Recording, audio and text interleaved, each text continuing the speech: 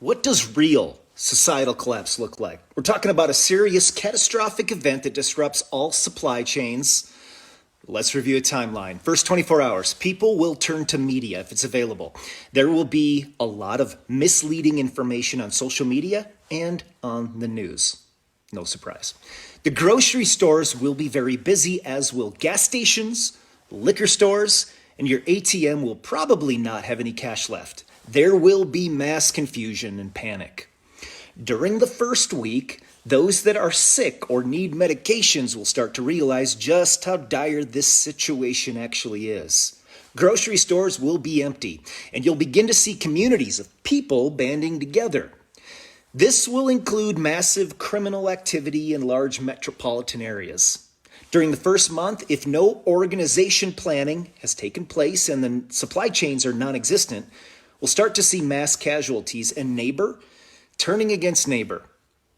If the societal collapse reaches a few months with no organized intervention and no supply chains intact to replenish resources, the world as we know it will be changed forever.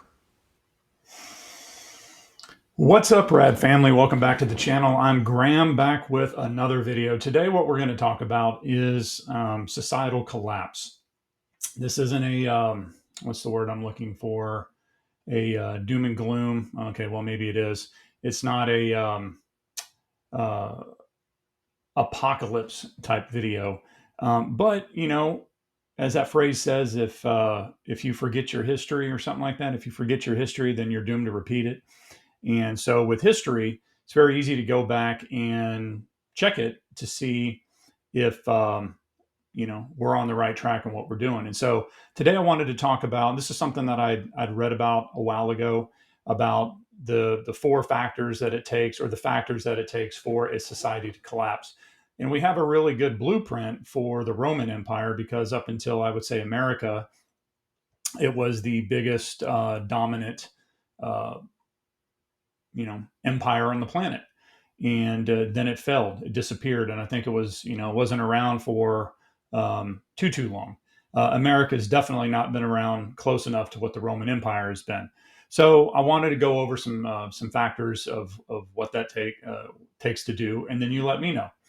Now, I will say this, that I typically don't listen to actors or musicians, because most of the time they're sensationalizing things to get more clicks, to sell more movies, to sell more albums. So I'm not necessarily saying that these individuals are the experts in the field. Do the research yourself.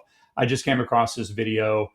Jamie Kennedy, the actor and comedian, and Jack Osborne, talking about these four factors. Now, I will admit that there's one factor in there that I didn't know about. It was pretty, pretty mind or eye opening, and I'll point that out when it comes up. But the other three I knew about very, very well. So let's get into this first clip, and we'll start with number one. Many times you've dropped jewels. And you said the downfall of society was four things. Do you remember what you told me? Yes. It was, well, no, it was, I think is this the conversation where we were talking about the contributing factors to the downfall of society, and yes. There were four things. Yes. So I'm trying to remember all four. So it was, my buddy sent me, I forget who wrote this book. But I listened to, it was an audio book I listened to, and this guy explained that all the great empires, when they collapsed, there was four contributing factors. One was hyper focus on sexuality, and like sex and, just debauchery and shit like that was a real focal point. Okay. And debauchery and shit like that. So are we there? Are we there right now? That's number one. So I think debauchery and all that's been around forever, to be honest with you. It just hasn't been sensationalized or made in the public like it is nowadays, because, 300 years ago, 200 years ago, there wasn't technology like that. I would say that, that type of stuff has been around for since the beginning of man. But again, now it is sensationalized to where you have people on OnlyFans, you have just tons of websites where the youngest of kids could go click on. Again, being a Gen X guy back in the day, the level of that type of stuff was you hoped to find your dad's magazines in the drawer or under the bed, and you can sneak a peek. Wasn't very easy. Nowadays, of course, with the advent of the smartphone, it's super easy for all of us to do it. And that's probably not a good thing. Well, not probably, definitely not a good thing. So number one, debauchery and sex and stuff like that. Now, number two is the one that was new to me. The third and the fourth one I knew about. The first one I knew about, but number two is new to me. You tell me what you think. Okay. The other was the obsession and elevation of food. So thinking that like a chef or like food is like this, oh my God, like it's akin to the Mona Lisa, that plate you just, put together. So food, it is everywhere. There's literally people on this platform that make tens, if not hundreds of thousands of dollars a month eating food, really eating food. And it shows. You had TV shows, the Adam, whatever that guy was that got really fat and then lost a lot of weight because it's just this over sensationalizing of food. You have people on Instagram that are full-time food influencers that go around and take pictures. I think it's great. I love food. I love a good food, but because of me trying to stay as healthy as possible at 50 years old and for the next 50 years, I've been on a pretty, I don't even want to say a strict diet because it's not a diet. It's just the way that you should eat, at least for my body. I don't go out and eat a lot of fast food, if ever. I don't eat processed foods. My wife and I make most of the food at home. And then, of course, when we watch TV, we're just inundated with commercials from Taco Bell and KFC and McDonald's and all this type of crap that's literally killing you. And as RFK Jr. said the other day, that the obesity problem that we have in America is no longer just people overeating, which for the longest time it was just people being gluttonous. It's now because the food, and there still is a little accountability to that. There's always accountability to what you eat and how much you eat and working out.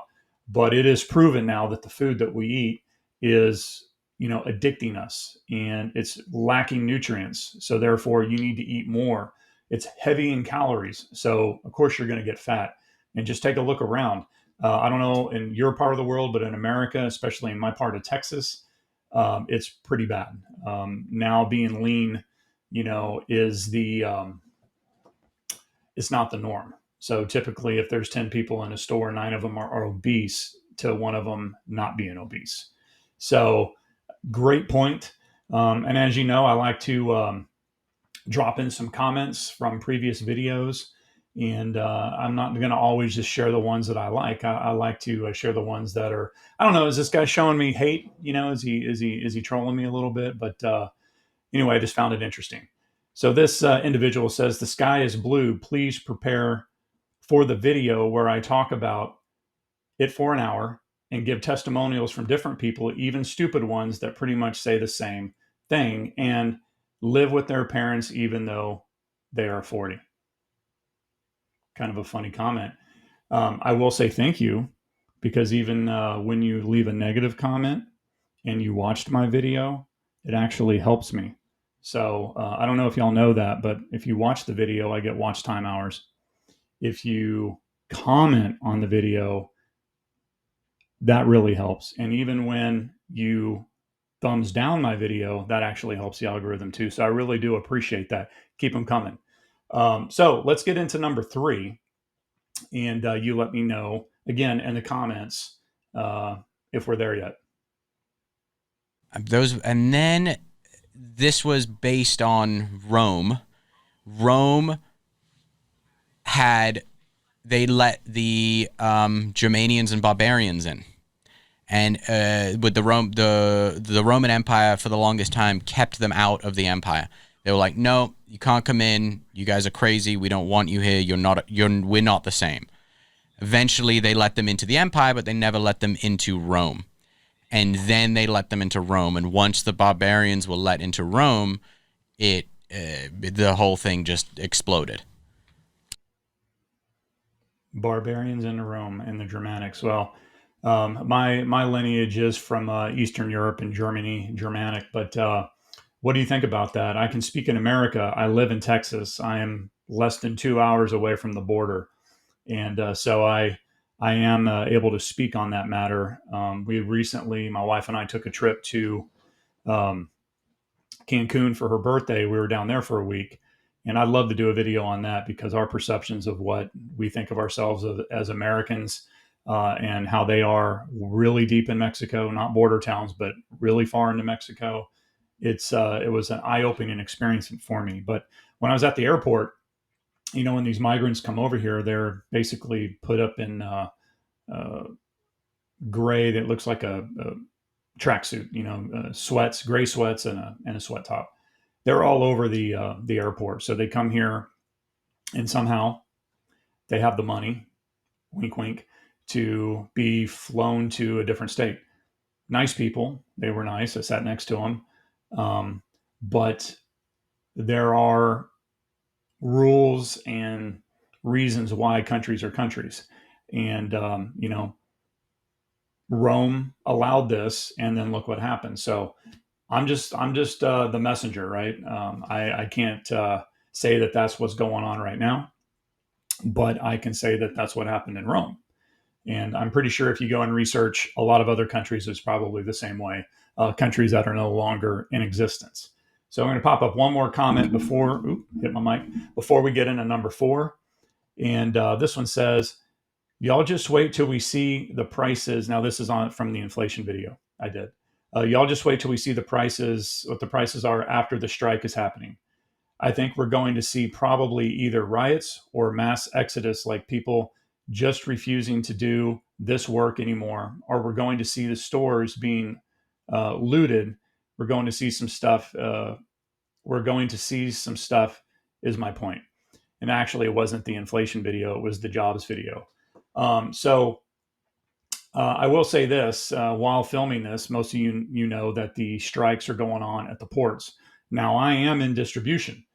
My job is literally selling products to people, and we do have a lot of our products manufactured overseas, not necessarily in China, but overseas, that come into the Port of Houston. And already had customers reaching out to me and asking me if it was going to cause problems. And the answer is I don't really know. Of course, we've got a 60-day supply.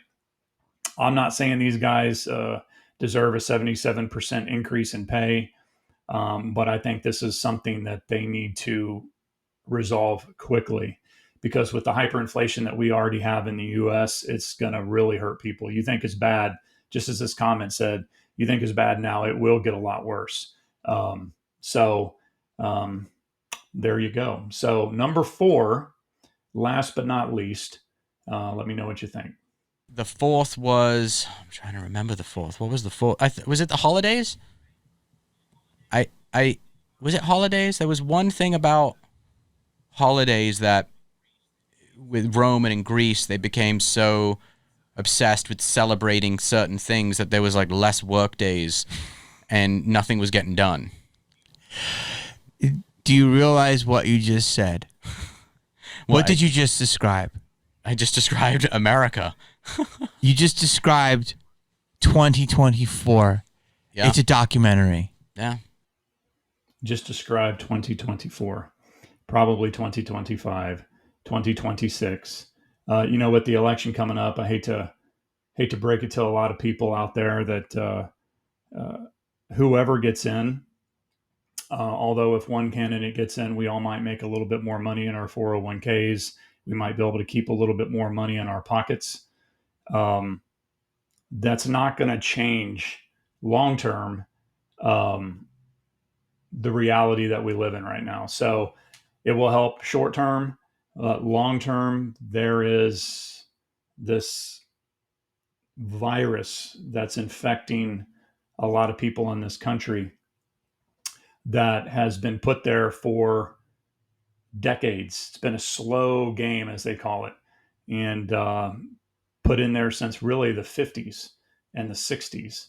And it's just this buying their time to where changing the perception of reality to where cognitive dissidence is so bad now that 4 years is not long enough to fix it. So, yeah, there we go. So, I guess it kind of is a gloom and doom, but the way that you look at it is, to prepare yourself for it. So, give me your thoughts. If you're still here, thank you. Drop a comment below. Let me know what you think. If you've made it this far into the video, thanks for watching. Please, if you like the video, like it, give me a thumbs up, subscribe to the channel, hit that bell notification to be notified of future videos. And again, drop a comment below, good or bad, they still help me. Thank you. And I'll see you on the next video. Thanks for watching.